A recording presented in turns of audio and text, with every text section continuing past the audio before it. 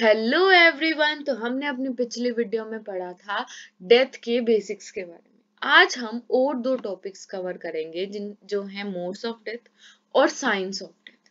ठीक है। Birch tripod of life जो है, बर्च ने एक ट्राइपोड ऑफ लाइफ दिया है जो कि बताता है कि लाइफ के तीन एसेंशियल फंक्शन हैं, हार्ट, ब्रेन और लंग्स। हार्ट बीट रुक गई, ब्रेन फंक्शन करना बंद कर दिया, लंग्स ब्रीथ नहीं कर पा रहे। ठीक है। इन तीनों के बेसिस पर हम बता सकते हैं एक्सीडेंटल है, होमिसाइडल है, सुसाइडल। जो भी ये सारी चीजें थी ये हमने अपनी पिछली वीडियो में बहुत ही डिटेल में कवर कर लिया, इसलिए मैं यहाँ इन्हें मेंशन नहीं कर रही हूँ। अब कोजेस का हमें कैसे, ऑटोप्सी करा लेंगे, इंटरनल और एक्सटर्नल ऑर्गन्स ऑफ बॉडी की इंस्पेक्शन हो जाएगी, फिर माइक्रोस्कोपिक एग्जामिनेशन हो जाएगा, हम टिश्यू हम देख सकते हैं कि कोई डिसीज या डिफॉर्मिटी तो नहीं थी, टॉक्सिकोलॉजी रिपोर्ट होगी, इन सबसे हमें पता लग जाएगा कि मोड ऑफ डेथ क्या है।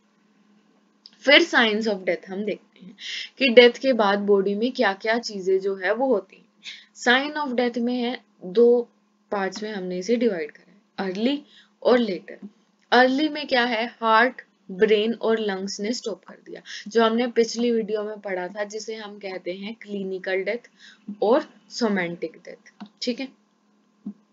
अब जब हार्ट, ब्रेन और लंग्स स्टॉप कर देते हैं वर्क करना, तो क्या होगा, जो हमारे प्यूपिल्स हैं, प्यूपिल्स आंखों में जो ब्लैक सर्कल होता है बीच में, ठीक है, प्यूपिल्स है वो वाइड हो जाएगा, डायलेट हो जाएगा, मसल है लूज हो जाएंगे, बिल्कुल वो नहीं होता कि हाँ ढीली पड़ गई बॉडी। फेस पेल हो जाएगा क्योंकि ब्लड फ्लो नहीं हो रहा, वाइटिश हो जाएगा, लूज हो जाएगा।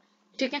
तो अर्ली साइंस तो ये हो गए। फिर लेटर साइंस, डेथ के बाद क्या होगा, तीन तरीके के जो हैं वो लेटर साइंस है, जिससे हम टाइम ऑफ डेथ भी डिटरमिन करते हैं। सबसे पहले रिगर मोर्टिस। रिगर मोर्टिस क्या है कि स्टिफनिंग ऑफ मसल्स। ठीक है।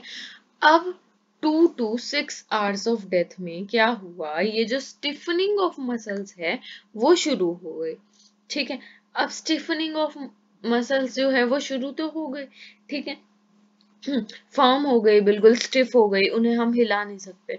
12 to 24 hours में प्रोमिनेंट हो गया, और 36 to 48 hours में जो लार्ज मसल ग्रुप्स हैं वो फाइनल हो गया।